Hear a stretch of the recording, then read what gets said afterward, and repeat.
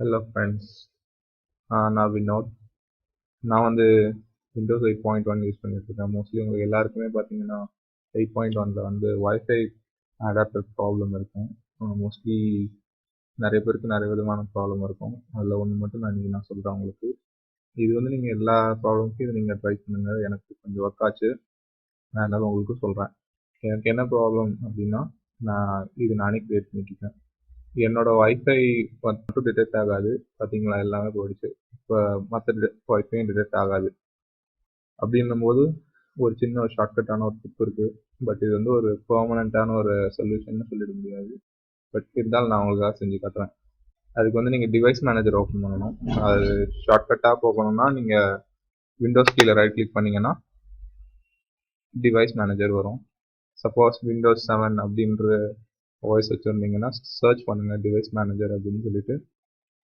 Device manager வந்த உடனே இதில் பார்த்தீங்கன்னா நெட்வொர்க் அடாப்டர்ஸ் அப்படின்னு இருக்கும்.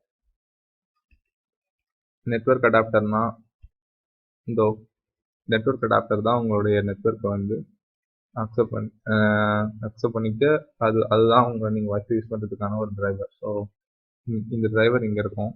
நீங்கள் இப்போ என்ன செய்கிறீங்கன்னா ரைட் கிளிக் பண்ணி டிசேபிள் பண்ணிவிடுங்க.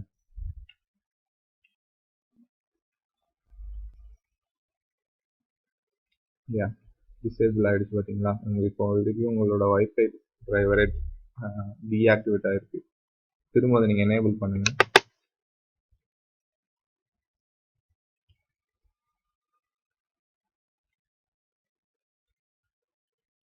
இப்போ என்னோட வைஃபை கிடைச்சிருச்சு.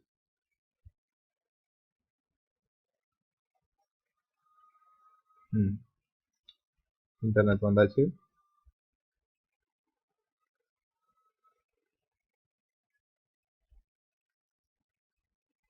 வழக்கம் போல் நீங்கள் இன்டர்நெட் ஆக்சஸ் பண்ணலாம்.